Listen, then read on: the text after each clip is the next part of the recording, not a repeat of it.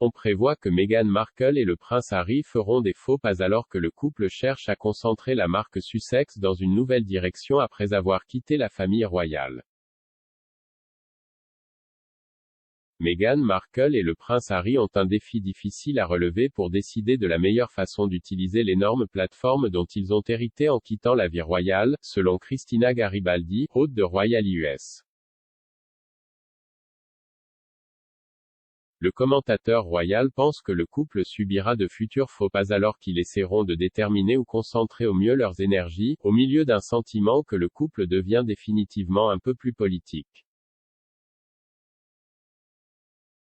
Madame Garibaldi a déclaré à Royal US, ils deviennent définitivement un peu plus politiques, essayant de se sentir encore trouver leur créneau de ce qu'ils veulent faire après la vie royale.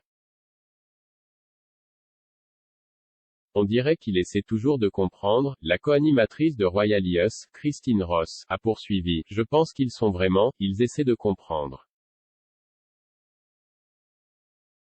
Mais ils ont cette plateforme massive mais une ardoise complètement vierge sur ce qu'il faut en faire. Madame Garibaldi a ajouté, je sais exactement quelle avenue voulons-nous emprunter et je pense qu'ils vont le découvrir. Il y aura des faux pas en cours de route, et je pense que beaucoup de gens se demandent, pourquoi sont-ils à l'ONU? Pourquoi font-ils cela? Mais oui, je pense que comme nous l'avons dit, ils ont cette ardoise vierge et ils essaient de comprendre où ils s'intègrent en quelque sorte dans tout.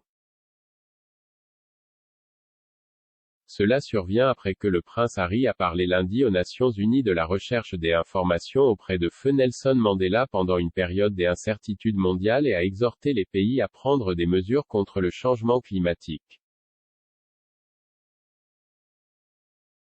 Accompagné de son épouse Meghan, duchesse de Sussex, le couple s'est tenu la main alors qu'il entrait au siège de l'ONU à New York pour marquer la journée internationale Nelson Mandela, organisée chaque année à l'occasion de l'anniversaire de l'ancien président sud-africain.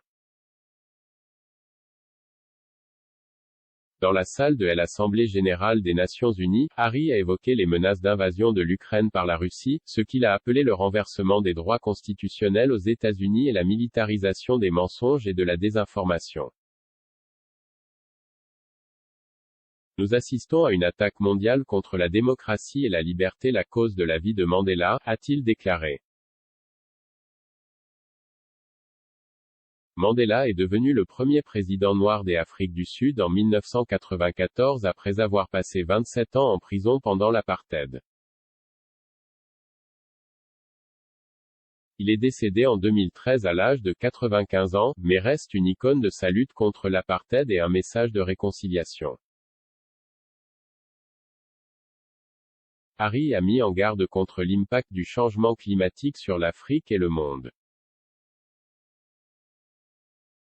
Cette crise ne fera que s'aggraver, à moins que nos dirigeants ne dirigent, à moins que les pays représentés par les sièges de cette salle sacrée ne prennent les décisions audacieuses et transformatrices, dont notre monde a besoin pour sauver l'humanité, a-t-il déclaré. Harry a parlé d'une photo prise en 1997 au Cap de Mandela et de sa défunte mère Diana, princesse de Galles, qui, selon lui, est accrochée à son mur.